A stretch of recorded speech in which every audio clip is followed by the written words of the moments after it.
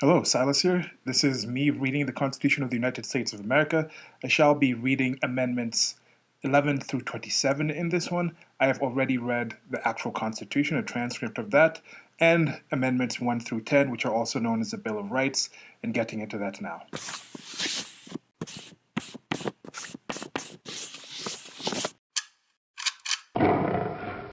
If you listen to this and it's the one where I'm just doing the reading straight out, I'm going to edit in that reading right now. If you're listening to this and it's the one where I give commentary and everything, we're to open with just a little bit about why I'm doing this series and just my thoughts on this, and then I'll get into the actual reading. I will read them through, and then I'll also read them through again with some commentary on what I think they were written for at that time, or the times that they were written. Now, this one is different things, or not just being written back in 1791 when 1 through 10 were actually ratified. This is going to be things that have happened over time. I think the most recent one, the 27th Amendment, was in the 90s, if I'm not mistaken, 1990 something, but I could be wrong with that one. And there's been several different ones, and with the Convention of States comes together, three-fourths of the states, I think, come together and agree that they're going to decide and have, okay, let's change something, let's add something, let's amend something onto this document. And at that point, they add something to it. Now, as I'm recording this on November 13th of 2020, we still are going through a contentious time with the recent election in the United States of America. And one of the major issues that I've seen, one of the major questions, is that it seems that a majority of the voters, at least 50%, seems like 50% plus one of the voters, haven't read the United States Constitution after high school, after school, or college. If it wasn't for some sort of assignment or it's for some job, even I think even if you cut the jobs, how many jobs actually involve people reading the Constitution? Reporters don't seem to know what's in it. A lot of the people are talking about we need the Electoral College to be removed. And from the little that I know about the Electoral College, it seems like a useful and worthwhile document.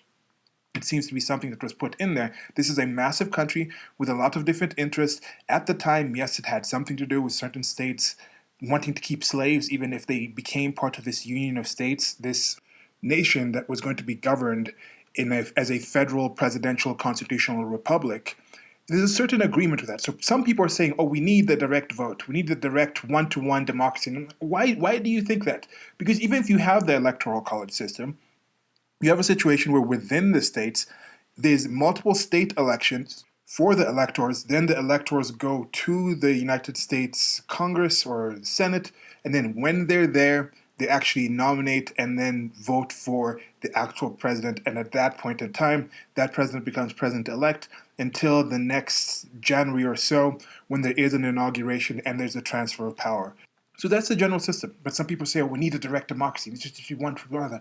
Then I say, okay, if you say one-to-one, population, popular vote, then how come it's not like popular county vote? Because when you look at number of counties, it's a lot more counties vote red, vote Republican, than vote blue, vote Democrat. So why would you say it should be one or the other? You wouldn't accept to just go to counties instead of the electoral college. So why should we drop that and then go all the way to personal? I would prefer if you just dropped everything and then you said, okay, we just have very weak federal government, and then you have a situation where people are deciding on a one-to-one basis. I think there could be a system with the technology that we have now where you could have a proposed system. This is just something I have in my mind, where you can have the government in the townships and in the cities and in the villages and in the states and things like this, even the federal level, they can just have a thing where every night from 7 to 7:30 they have 30 minutes where they talk about these are the bills that are coming up, these are the laws that are coming up, and then they say, okay, this weekend we're going to have a vote. You figure out some kind of system, whether it's mail-in system, whether it's coming into location. People can decide to go to church, they can decide to go to grocery stores. People can find time to do these, but you find a way to get enough of the populace to vote on a regular basis and not just wait for election seasons where you have these representatives. If you want that direct vote, once you get to that situation where people are voting directly on things as it goes, then you just say, okay, it has to be at least 15% of the registered voters have to actually participate in each of these votes for this to even be considered as something that's a law that's going to be passed. Incentivize the politicians to actually engage the populace. Let the people know that if you actually want to have something pushed, if you want something that you want done, actually get out there. it's only 15% as well. So if you're against something, don't just say, oh, we didn't know this was happening. No, be aware and then go and vote and participate. Because if somebody does want something you don't want, all they have to do is convince 15% of the other people to actually go out there and vote for it, and then that might actually get passed. But if you're against it, you also only have to convince 15% plus one to go in there against it. Okay, so I'm going to get into the reading soon here, but this is just why I'm doing this is I've traveled around the world, lived in different places. I'm probably going to go and read other constitutions. I'm recording this from Nairobi, Kenya. Kenya just ratified or accepted or adopted a new constitution, a constitution in 2010, and they're already doing major changes. One of the current change they're trying to install is that if you're running for a position in office, like a governor, you have to have a lieutenant governor, or if you're running for the president, you have to have the vice president. If you're running for the prime minister, you have to have a deputy prime minister that's of a different gender than you to supposedly hit this gender quota thing. And I just think it's such a problematic situation to do that. You're going to get situations where they could be in a town, in a village, in a region, they could be two excellent female candidates, but then now they have to add a male candidate in there because of some arbitrary law. And I don't understand the process in there to actually change these things. But with the United States Constitution, you ask, what does constitute a country? Kenya existed before this constitution was brought in. But every country has, in general, some form of constitution. So if you say, what is a country? That actual term that might bring up different answers. If I ask somebody, what is America? What is America's soul? What is the American dream? What are American values? Those are kind of nebulous things. But when it comes to it, what is America? It's the constituents and the Constitution. Those are two of the things. Now, the people who actually are the constituents, the citizenry and people like that, that is in part defined by the Constitution. The Constitution itself. There were people living on the American continent before it was America. There were the colonies there, and then there was the Declaration of Independence, then the Articles of Confederation, and it wasn't quite what the country actually is until the ratification of the United States of America and established in 1788. That started the nation that exists today, and that hasn't changed yet. So I think you can definitely say, and I think it says the American Constitution was the first complete written national constitution, but it was neither the first constitution of a general government nor the first written constitution. So it was one of the earliest ones, and it has been one that has taught a lot of other countries what to do that came after that, and other countries have adjusted according to that due to the positive things that came from it. I think from reading it and my awareness of it before and going through this series right now, it's a rather great document, and it has that provision to have these amendments. And with the Bill of Rights, those were amendments that at the break they said, okay, look, we like what's written in the Constitution, but we've got to add these little things here and there in order to actually adjust this. And the first time they had that convention, 12 amendments were proposed and only 10 were actually accepted. And that's the way the process works. It's supposed to have these different people coming together and making a case for something. And I think it was number 2 that was proposed back then was actually adopted as the 27th, which is the most recent one. So it's taken those 300 plus years for that idea that didn't have any grounding or didn't have any support back then to somehow have some support now, and you'll see it has something to do with the salaries of the senators and things like that. It shows maybe there's a little difference between what the people are thinking. And that also applies to the Electoral College. That could be something else. That also applies to secession. There might be an actual chance for certain states to actually secede from the Union. And if they do secede, then it doesn't necessarily mean they're going to just break away and never talk to the rest of the states again. They can have different relations between those states in a different form, or there's other things that could happen. And I think right now, with the tension going on in the United States of America, if you do support that, and moreover, if you support something like the direct democracy kind of situation, why don't you get into a situation where you say this is such a popular thing, not 50% plus one, but popular enough to actually go and vote in enough states, 3/4 of the states, to get the right people in there who would support the convention of states and then make the case for switching to a direct democracy or the presidential vote instead of the electoral college. And then that way, things will work in this social contract that we actually exist in. If you're in the United States of America, if you're in any other nation, there is some sort of social contract that your nation is actually built on, that you actually exist with your fellow citizens. Now, I have other things to say with my support of the non-aggression principle, but if the state actually has Moral? I think it's ethical because it defines the laws, but is it a moral institute, or is it something worth supporting in that sense, as it's defined by having a monopoly of violence over any given area? But regardless, that is the situation that we find ourselves living in. I think all of us live in states of some sort or rather, and those states have some sort of informal or formal constitution, and this is part of what it is. So if you are in the United States of America, have you read these things? Definitely so. A lot of the people talking about the things from outside of America don't really seem to understand what the Constitution is about. And it's not that long of a read. I think if you actually want to sit down and read it through by yourself, it seems rather straightforward in the stuff. When you get into the legalities and all these things, there might be some intricacies with like politics and what is possible versus what is preferable and things like that. Those are the things to kind of think about in there that might make these things more confusing. But if you're going to speak on this topic, you might as well know the actual content. It's really not that long. You could probably read through the entire thing with the actual transcript of the Constitution, all the amendments, in less, maybe 45 minutes, less than an hour. I think you could read through them. And if you're just of basic intellect, and you'll be able to understand this content. So thank you for listening. Now I'm going to get into the reading of the Constitution of the United States of America, Amendments 11 through 27. And I'm reading this from archives.gov. You can find that there and you can read it through yourself. I shall be reading 11 through 12 just straight as it's written, and then I'll give some commentary after if you are listening to the version where there is commentary. If not, you can find that version wherever you're listening to this. There should be a link to that present. Okay, so Amendments 11 through 27, clicking from the main page here, and there's not much said here. It just goes into the actual thing. Some of the other ones had some information about it. With the first 10 amendments, also known as the Bill of Rights, they were inspired by Thomas Jefferson, who will be the speed drawing going on the screen if you're watching the video version of this, and they were actually transcribed by James Madison, who was the speed drawing character in the video version of me reading 1 through 10. He also wrote the draft, I think, of the actual Constitution, which was actually engrossed by Jacob Chalus, Chalus, and that's the one that's actually available to actually see the famous image that you see that's in the National Archives building in Washington. And for that first reading of the actual Constitution, the speed drawing for that was George Washington, the first president of the United States of America. So getting into this now, there's not much here, as I said, so just into the reading. The Constitution, Amendments 11 through 27. Constitutional Amendments 1 through 10 make up what's known as the Bill of Rights. Amendments 11 through 27 are listed below. Amendment 11, passed by Congress on March 4th of 1794, ratified February 7th of 1795.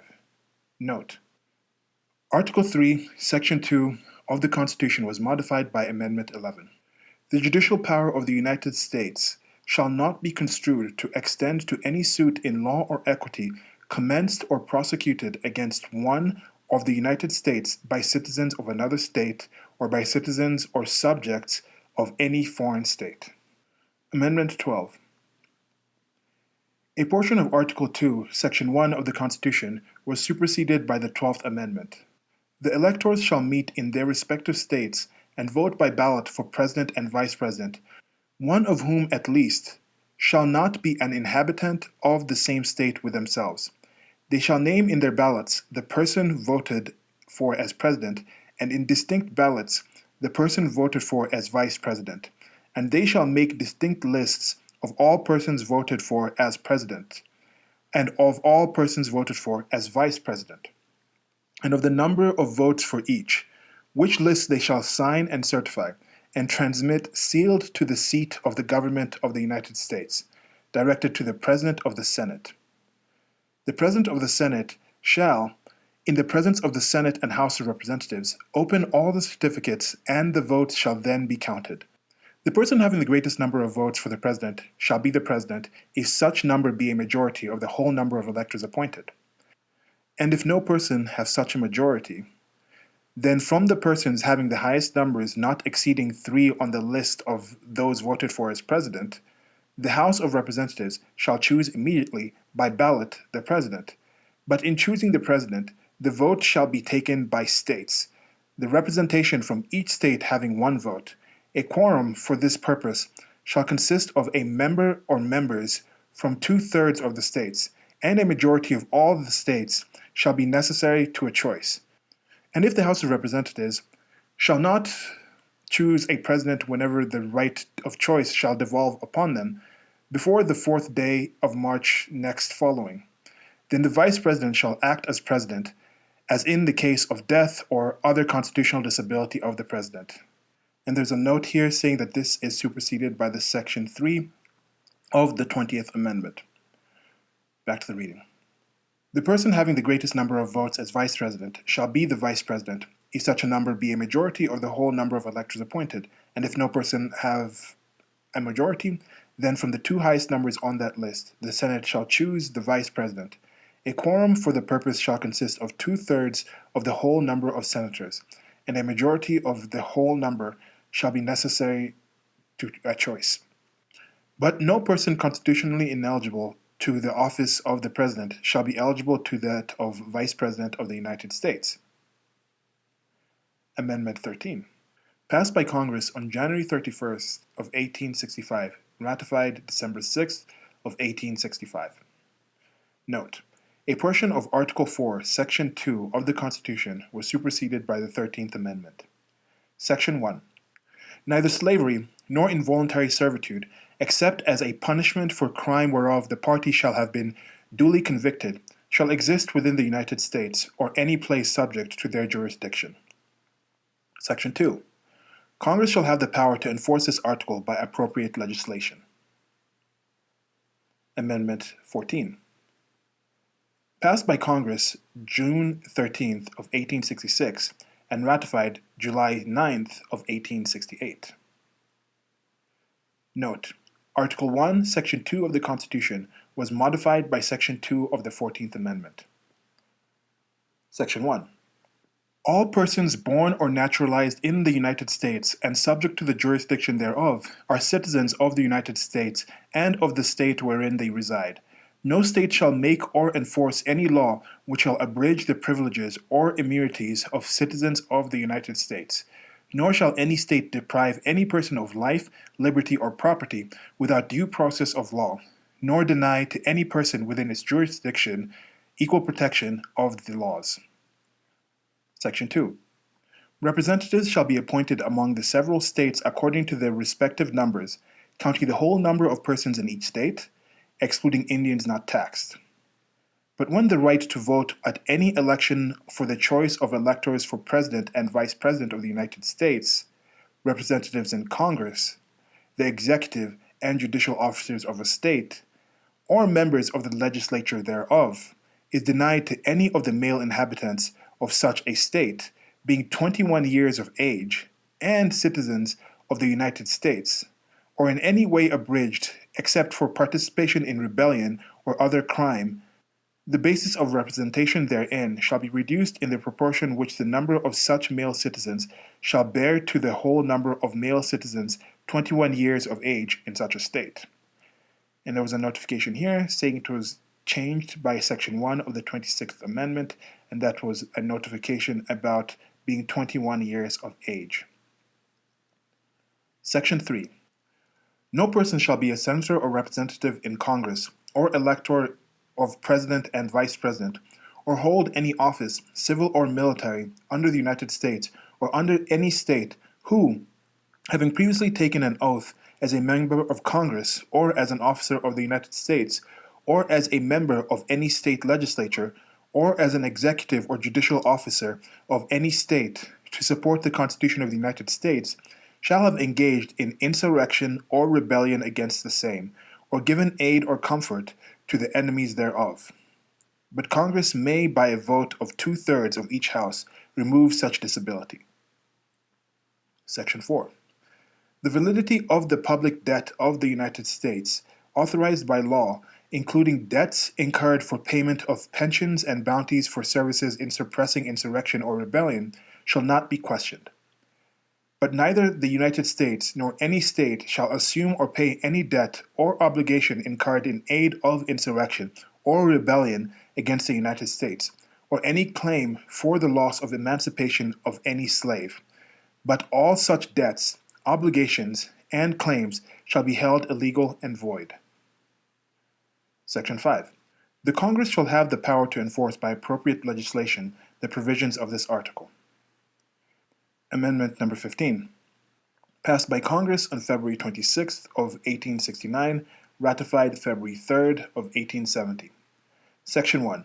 The right of citizens of the United States to vote shall not be denied or abridged by the United States or by any state on account of race, color, or previous condition of servitude.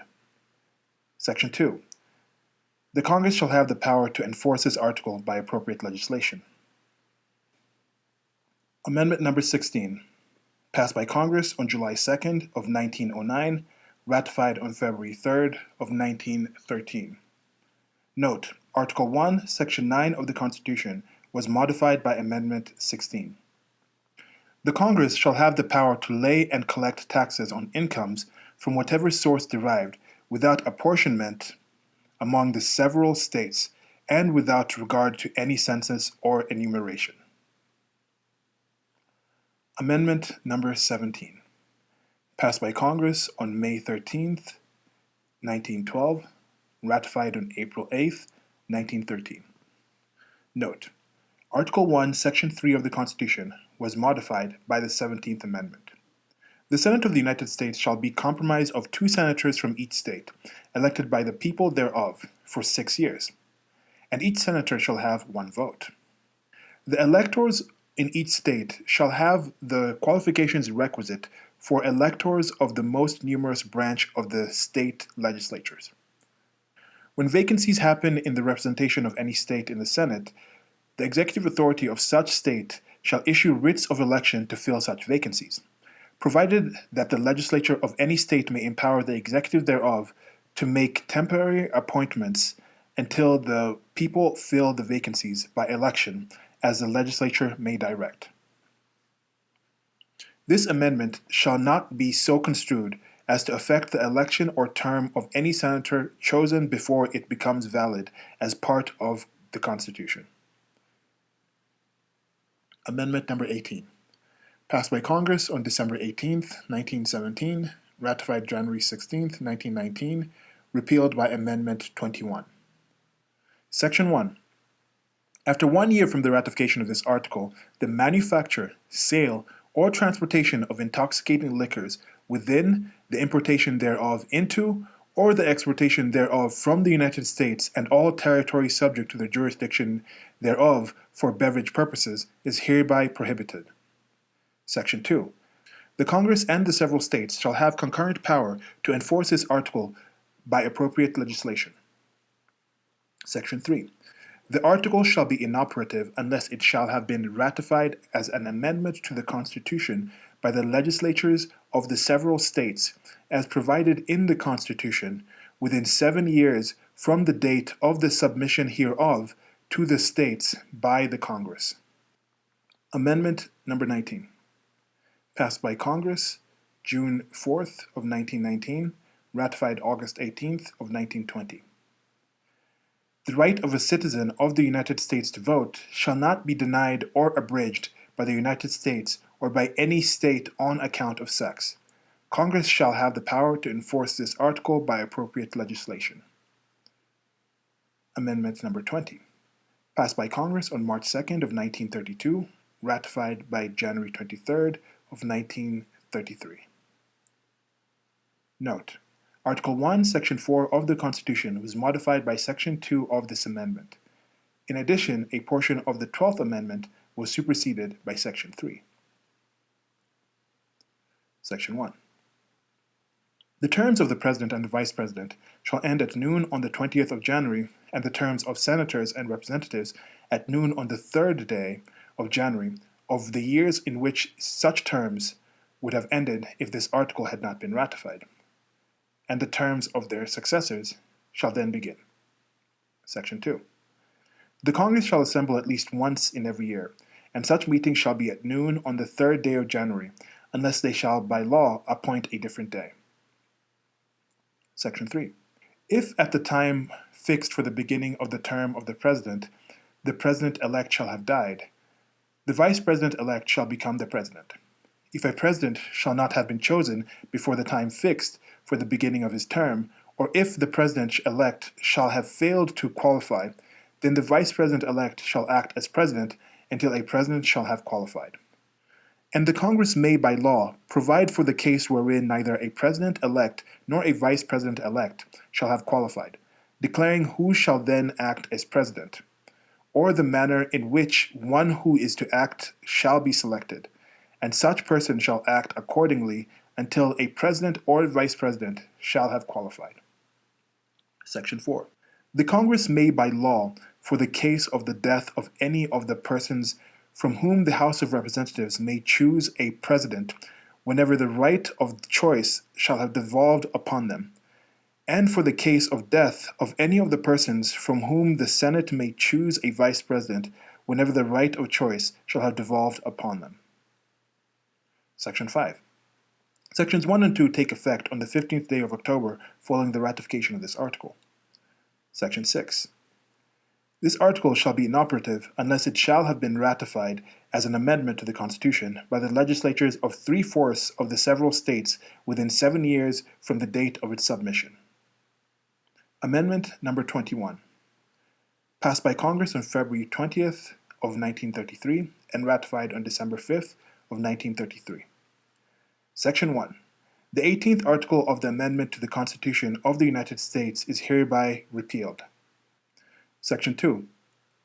The transportation or importation into any state, territory, or possession of the United States to deliver the use therein of intoxicating liquors in violation of the laws thereof is hereby prohibited. Section 3. This article shall be inoperative unless it shall have been ratified as an amendment to the Constitution by the conventions in the several states, as provided in the Constitution, within 7 years from the date of the submission hereof to the states by the Congress. Amendment 22. Passed by Congress on March 21st of 1947, ratified on February 27th of 1951. Section 1. No person shall be elected to the office of the President more than twice, and no person who has held the office of President or acted as President for more than 2 years of a term to which some other person was elected President shall be elected to the office of the President more than once. But this article shall not apply to any person holding the office of President when this article was proposed by the Congress, and shall not prevent any person who may be holding the office of President or acting as President during the term within which this article becomes operative from holding the office of President or acting as President during the remainder of such term. Section 2. This article shall be inoperative unless it shall have been ratified as an amendment to the Constitution by the legislatures of 3/4 of the several states within 7 years from the date of its submission to the states by Congress. Amendment 23. Passed by Congress on June 16th of 1960 and ratified March 29th of 1961. Section 1. The district constituting the seat of government of the United States shall appoint in such manner as the Congress may direct. A number of electors of President and Vice President equal to the whole number of senators and representatives in Congress to which the district would be entitled if it were a state, but in no event more than the least populous state. They shall be in addition to those appointed by the states, but they shall be considered for the purposes of the election of President and Vice President to be electors appointed by a state, and they shall meet in the district and perform such duties as provided by the 12th article of amendment. Section 2. The Congress shall have the power to enforce this article by appropriate legislation. Amendment 24. Passed by Congress on August 27th of 1962 and ratified on January 23rd of 1964. Section 1. The right of citizens of the United States to vote in any primary or other election for President or Vice President, for electors for President or Vice President, or for senators or representative in Congress shall not be denied or abridged by the United States or any state by reason or failure to pay any poll tax or other tax. Section 2. Congress shall have the power to enforce this article by appropriate legislation. Amendment 25. Passed by Congress on July 6th of 1965 and ratified February 10th of 1967. Note: Article 2, Section 1 of the Constitution was affected by the 25th Amendment. Section 1. In case of the removal of the President from office or of his death or resignation, the Vice President shall become President. Section 2. Whenever there is a vacancy in the office of the Vice President, the President shall nominate a Vice President, whom shall take office upon confirmation by a majority vote of both houses of Congress. Section 3. Whenever the President transmits to the President pro tempore, or the Senate and the Speaker of the House of Representatives his written declaration that he is unable to discharge the powers and duties of his office, and until he transmits to them a written declaration to the contrary, such powers and duties shall be discharged by the Vice President as acting President. Section 4.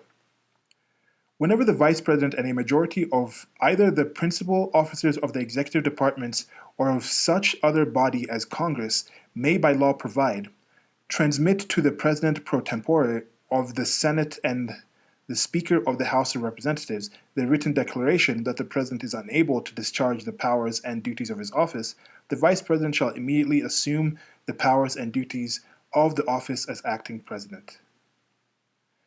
Thereafter, when the President transmits to the President pro tempore of the Senate and the Speaker of the House of Representatives his written declaration that no inability exists, he shall resume the powers and duties of his office unless the Vice President and the majority of either the principal officers of the executive department or of such other body as Congress may by law provide, transmit within 4 days to the President pro tempore of the Senate and the Speaker of the House of Representatives the written declaration that the President is unable to discharge the powers and duties of his office.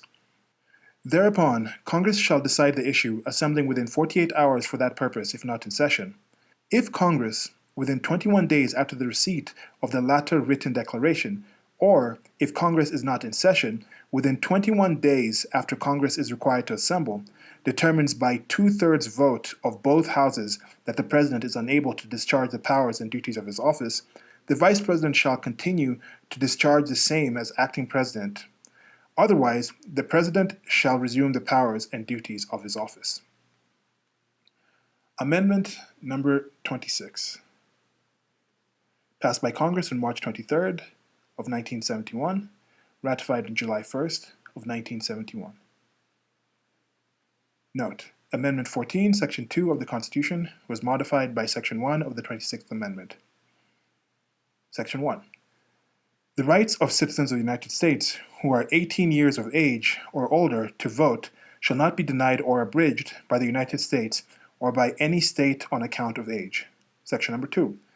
The Congress shall have the power to enforce this article by appropriate legislation. Amendment number 27, originally proposed on September 25th, 1789, and ratified on May 7th of 1992. No law varying the compensation for the services of the senators and representatives shall take effect until an election of representatives shall have been intervened. So that's it for the amendments. If you're here for the version that is just me reading the amendments, then goodbye and thanks for listening. Feel free to like, share, and subscribe, and also hit links to the merchandise store wherever you will be. As mentioned, if you're watching the visual version of it, there was a speed drawing of Thomas Jefferson going on the screen. He was a founding father and also served as the third president of the United States of America from 1801 to 1809. So for those of you, goodbye, thanks for watching. For those of you who are here on the extended version, now I'm going to do that. I'm going to go back in and give some thoughts on why the amendments were created at the time, what has changed, do we think these can be adjusted, and just from the break, you can see how this document works, how some things come in, some of the amendments are actually knocked down by other amendments. These other things are things that in some cases, some people say, oh, that's a part that we must have in the actual country that we have today.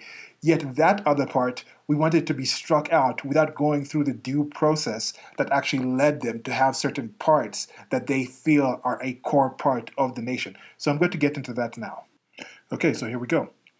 So there's one thing I noticed. Most of them seem to take about a year, roughly a year from when it's actually proposed to when it's ratified. One of them was a few years, and of course there is number 27 there that was proposed in 1789 and then finally ratified in 1992. I don't think there will be one that takes this long again, but let's see what happens. How long is the United States of America under this Constitution still going to be a nation? But I think that it's going to be tough to beat that one.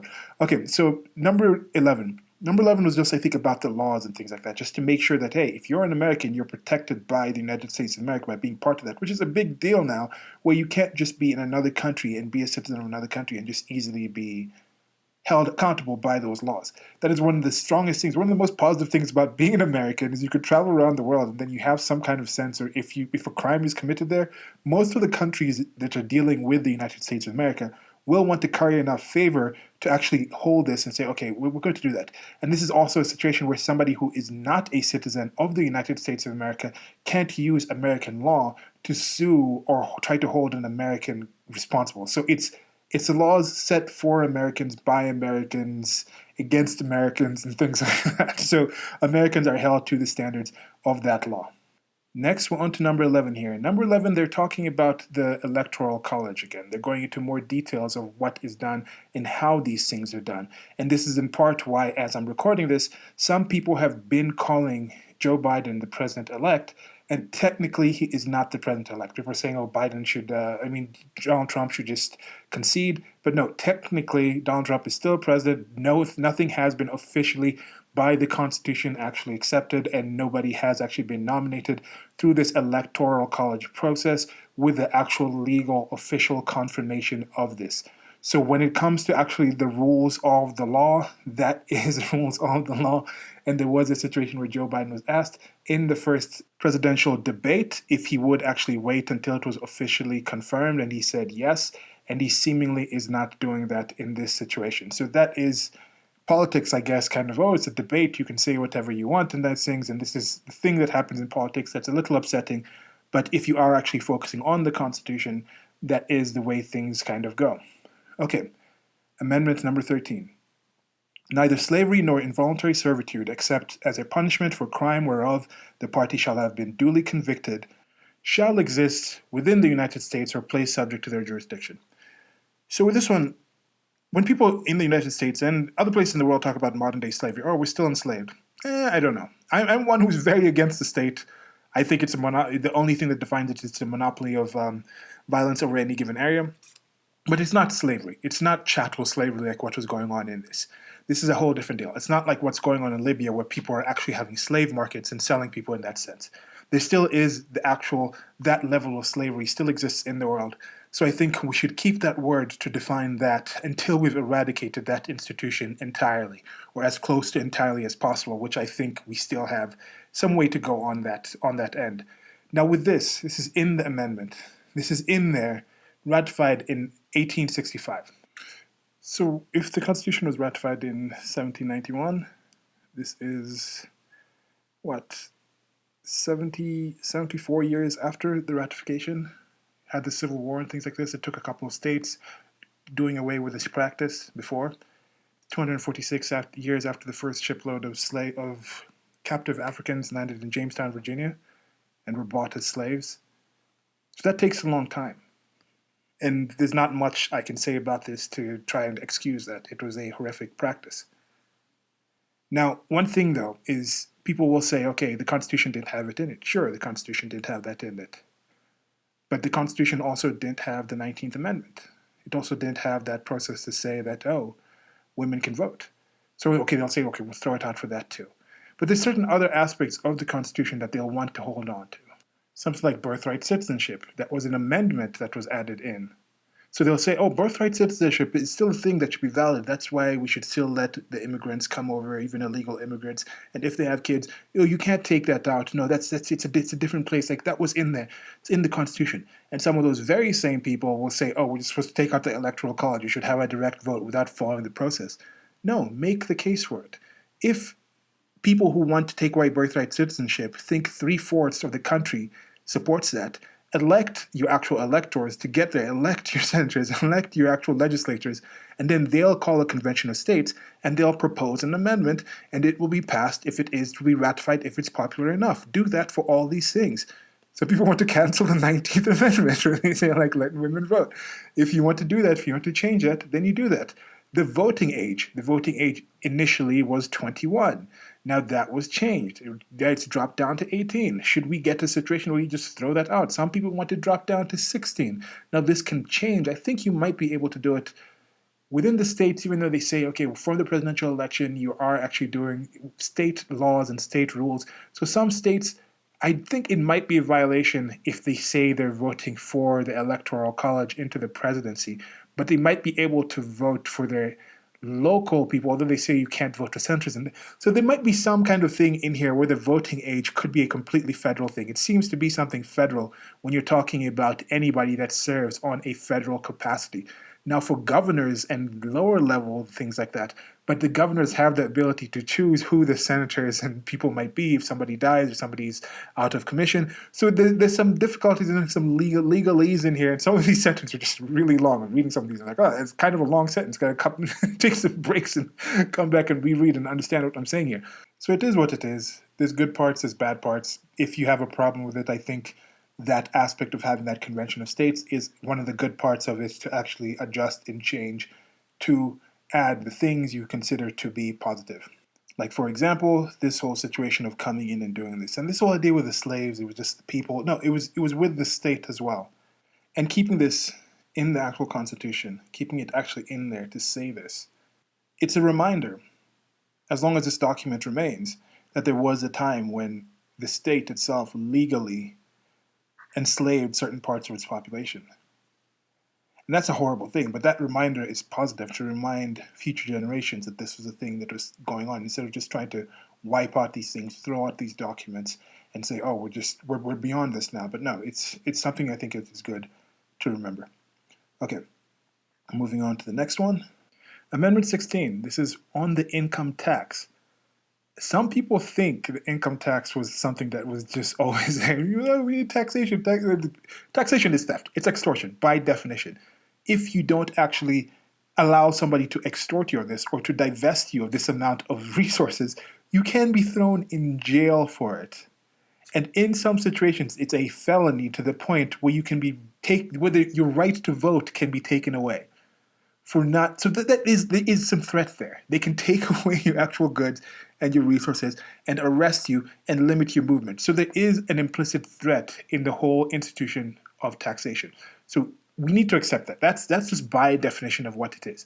So whether you think it's fair, whether you think it's needed, now when you come and talking about, the fair share, when it comes to specifically income tax, the top 10% in the United States of America pays for about 50% of the actual taxes. I think the top 1% pays for something like 25% of the income taxes in specific.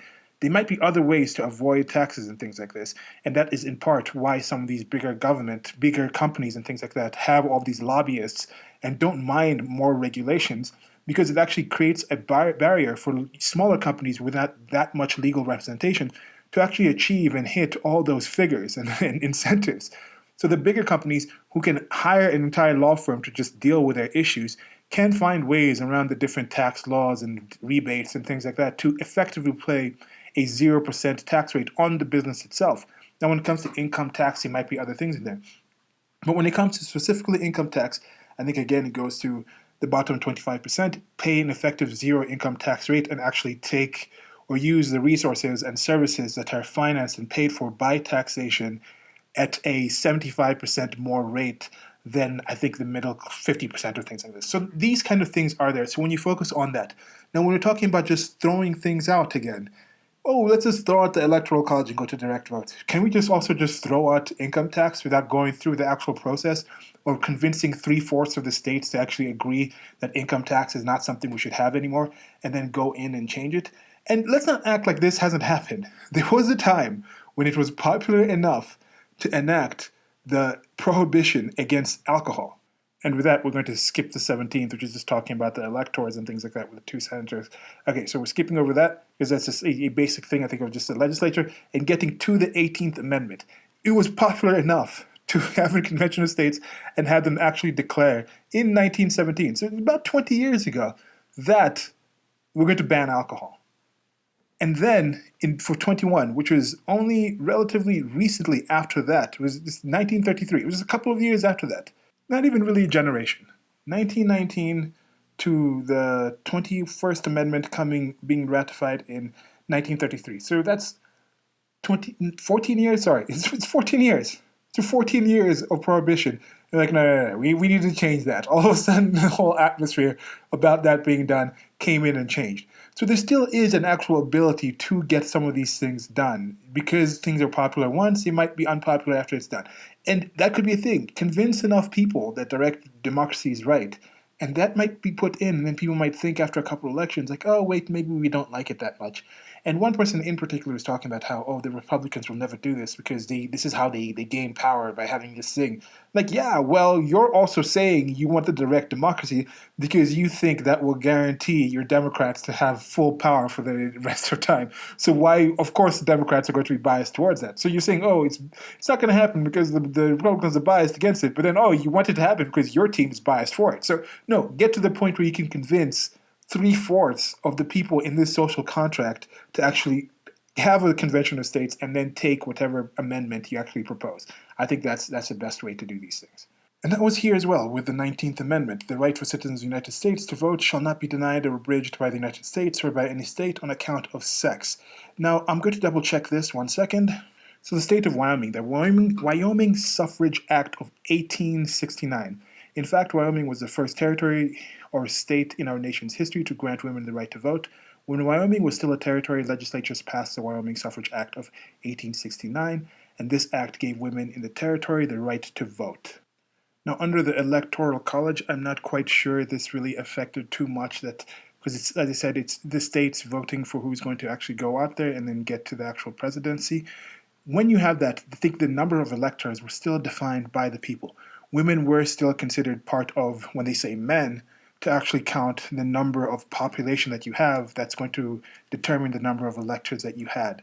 So if you had a fewer number of that population, like for example, if you have a certain state now that has 2 electors because they have, let's say, 200,000, I'm just using these numbers off my head, 200,000 numbers of people, population-wise, people who are eligible to vote or not, then only 100,000 people are actually eligible to vote. And then for some reason, those 100,000 people who are eligible, only 10 of them vote. Those 10 are still going to decide what those 2 electors do. Kind of. They're still going to go, and chances are they're going to go with whatever was voted. Now, if you had more people vote, that's still going to be those 2. Now, if you had certain states that only allow to have half the population, the men, be legal voters, then that would be 50,000. In a different state of that same size has 100,000. Both of those still get those 2 at the end of the day. So I don't think it's necessarily too important in who votes. The number of electors are decided by population numbers, whether they have suffrage or not. One more thing I'd like to mention with suffrage as well is the suffragettes at the start, when it came to this national movement, were not necessarily for having everybody vote. They weren't like, oh, let's have the black people vote too. They were like, oh, mostly the white women. It's also like, oh, let's not be subject to the actual draft. Let's have it to be where, yeah, we don't have to actually get drafted. Then when that was dropped, that was something that were like, okay, now we'll take the 19th. And then I've seen some rather convincing arguments about the 19th Amendment being one of the points that really increased the growth of the welfare state in America. I think United States of America, the state is a warfare welfare state. And that's when there's actually a growth. And then, of course, you're coming into this time with 1919. The world wars are coming by at this time. And there's also a warfare state that ramps up from then and kind of stays up. And there also could have been an aspect with having this amendment also to make women more part of the nation. You're also having a large number of your vote-eligible men potentially going off to war and dying, so you still want to have enough of a populace tied into the actual economy, tied into the actual social fabric of the nation, be tied into the socio-political sphere. And these are just things to think about. This is 1919. It was actually only put in 1920, so it's been 100 years that women have been voting in the United States of America. So it's just a lot of things can change. When people say, oh, this is the end of the world, or oh, nothing's going to ever change. No, things can change rather fast. 100 years in the grander scheme of things is really not that long. And that was before the ability to share information as much as possible. So you also have some changes in the way people think. It used to be generation gaps. Now it's intergenerational gaps where the people today might have an entirely different worldview than someone like me who was born before the internet existed. And I was born before the internet existed, but I was also traveling around the world in a different way. Now it's a different thing where some kids today, their appearance, their idea of what the world is as a globe might be similar to what I had, which was similar to what most of the kids when I was a kid were. But then because of the internet, they also have different things that also put me apart from them that might be more similar to like other things where possibly somebody who is not even moved from their actual town might have a more accurate idea of what it is like to live in other countries than I did by actually living in different continents as kids. So these are things to kind of consider as you're doing this. And that is why I'm also thinking like, yeah, we can have amendments. There's time to actually change these things because some realities do change. People's values do change. The practical things that can be done do change. And now with 20, they're just talking about the different things about when to get the president in. Some people have been talking. We'll see. This will hopefully be still online or accessible somewhere in 4 years from now to see if Joe Biden gets in. Some people are saying, oh, there's no way he's actually going to get his entire 4 terms. Then Kamala Harris is going to get in. There's some people on the political right through, and Joe Biden has joked about it. There's people who have said it. I think Mayor Bill de Blasio's daughter was something like, yeah, we elected the first female black president. There's people openly, it's like, it seems to be an open joke about Joe Biden not making it through his full term, and then Kamala Harris being put in as the first female president. So this is just kind of showing the process of how things happen with that. But then somebody else also, I heard this on No Agenda podcast, they talked about this thing where the Republicans might be excited because they think Joe Biden's going to put in, they're going to activate the 25th, and then when they activate the 25th Amendment, where that's if the actual president is not able to actually deal with his actual issues, he can step down. Then Kamala Harris puts in. Then Kamala Harris bungles it so much that at the midterm election, like the Republicans take the Senate, they take the Congress, they take the House, they have the domination there, they have the control there, and then they impeach Kamala Harris, and then the Speaker of the House, who is somebody they selected, can be put in as president. And then in this one, they kind of that whole thing where I think the Vice President might have had some time, Kamala Harris, as president, would have had some time to nominate a vice president during that time, but then maybe if the Republican people don't accept her nomination, it'll just be a president and the Speaker of the House that they've put in. So that could be some kind of thing, but that's just neither here nor that. Just some theories, conspiracy theories that some people had kind of been speculating on. Then, of course, now 21st, again, that just comes in and just says, okay, now we're legalizing it, but there's still laws into what you're going to do with alcohol. We're not just saying, oh, it's decriminalized entirely, but there's going to be laws dealing with the actual usage of alcohol within the places, and we're kicking out the prohibition on it, the entire prohibition on it. Okay, so they're saying no person shall be elected to office of the president more than twice. Now, twice, so that's why you can get 2 terms, and that's why you have the term limits. And I wish they could include term limits in other parts of office, Senate and Congress and things like this. I don't know if that's going to happen. Now, when it comes to the Supreme Court, that's another question. Should they have term limits on the Supreme Court? Again, to do that, that would need an amendment. Now, with this one, if President Trump doesn't get his second term, people are contemplating and wondering, can he come back for a second term? And I think there's been at least 2 presidents that had split terms, as in they had their first term, somebody else came in, a challenger, and took their position, and then they came back in and ran, and then they had another 4 years. So that is a possibility, I guess, with Donald Trump. Okay, now amendment number 23, Washington, D.C., the District of Columbia. Now, I think it's in part, I'm just going off the head. I know George Washington gave part of his land for this to be actually established. As per the Constitution, it has a limitation in size, but there now is a push from the Democrats to make Washington, D.C. and Puerto Rico a state because they have the feeling that these, I mean, from voting patterns, they show that Puerto Rico is right now a territory. From the voting patterns, it's very blue. So you have the situation where people talk about where the resistance. I'm like, how are you the resistance when the entire place where the seat of government is like 80% voting Democrat or self-called, they call themselves Democrats. So you have that kind of situation where they're hoping they create them as states, and then that'll give them more power in the legislature. But again, have an amendment, have a convention of states, and then make an amendment that grants them statehood. But in the Constitution, that is not granted to the District of Columbia. But here they gave them some more representation by having electors for president and vice president.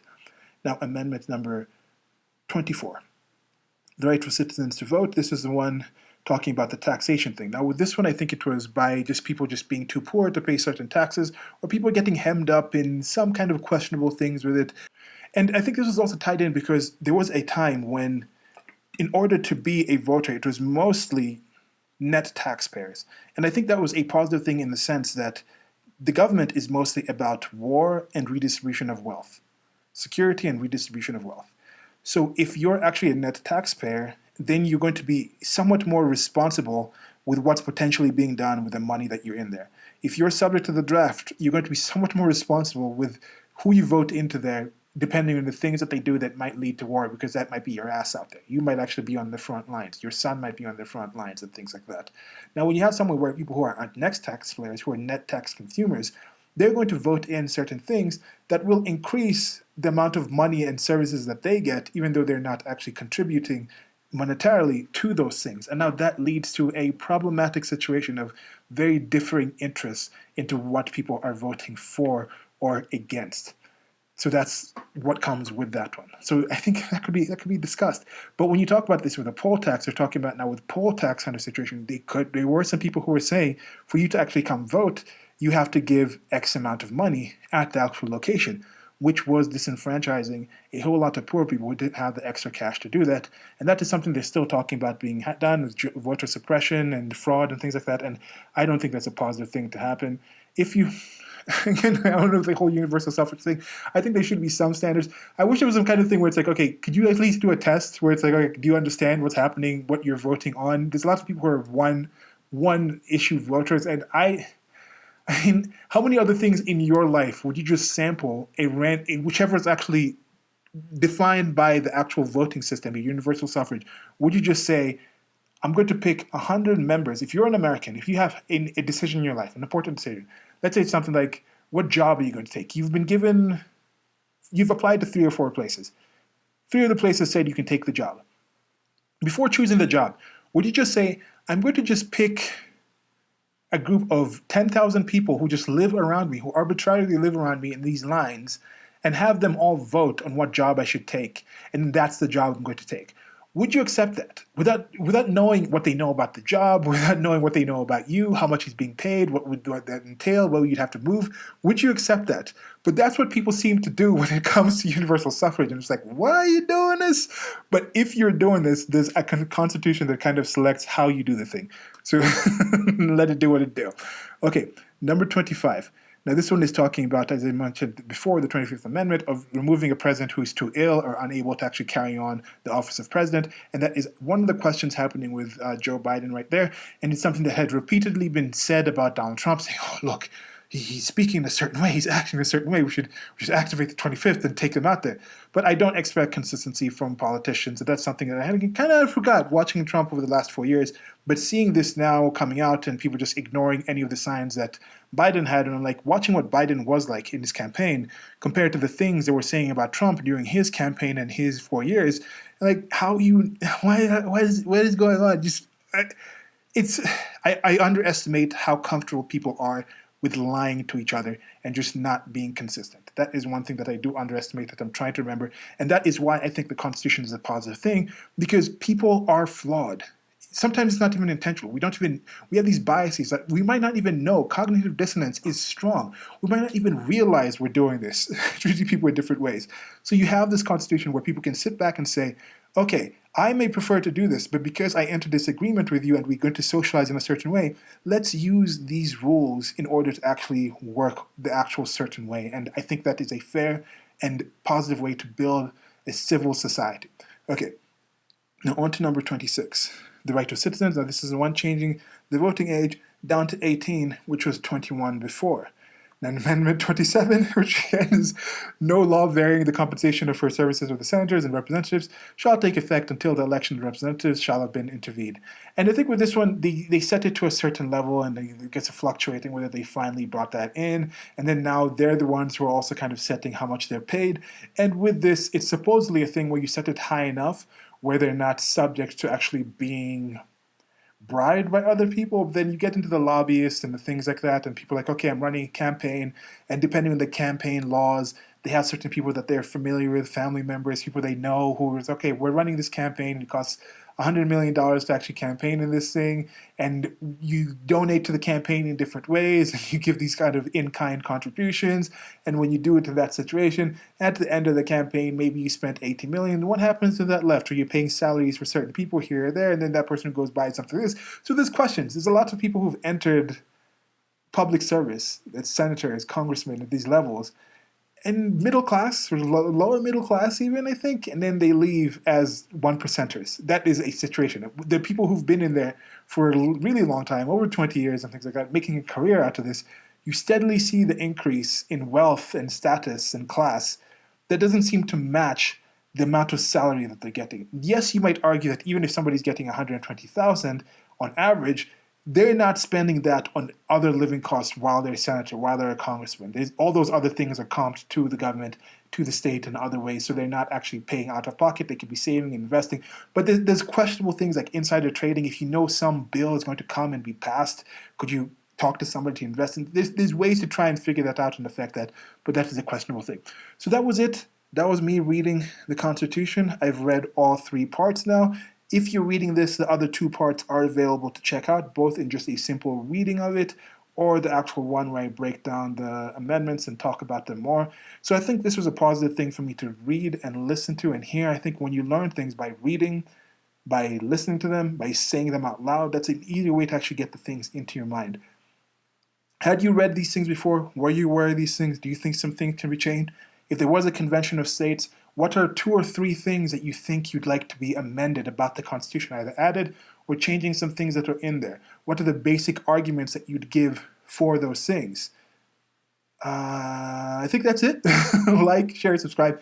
On the screen, there was the Thomas Jefferson speed drawing, and I probably added that this is a Marxica one, where talking about is cultural Marxism actually destroying the United States of America. And I don't necessarily think it is. I don't think the country can be destroyed as easily as some people seem to say it is. And a thing that I've also noticed about Americans is they normally literally mean things figuratively, especially when they're talking about socio-political issues. So just like how they say, oh, poverty is this, there's a war on this, oh, we're being hunted in this kind of way. They don't literally mean hunted in the sense of actual hunting or actual base poverty like it would be in Africa, or hunted like people literally have guns and coming after you, targeting you like they did in like slavery times, or they still doing in some places in the world. I don't think they're talking about that way, but it's just the way they speak, the slang they speak. So when they're talking about the destruction of cultural Marxism and things like that, I'm like, can that really destroy the country? How does the cultural Marxism ideologies actually able to actually affect something like the Constitution, which I think is the bedrock of what the United States of America is? So anyway, there should be that kind of merchandise. If you're watching the video version, you've seen the examples of it. If not, check out the video version. There's links below to the merchandise store. Like, share, subscribe. Thank you for spending your time here. Hope you learned something. It's been educational for me, and I have a ton of other content that you can check out. Goodbye.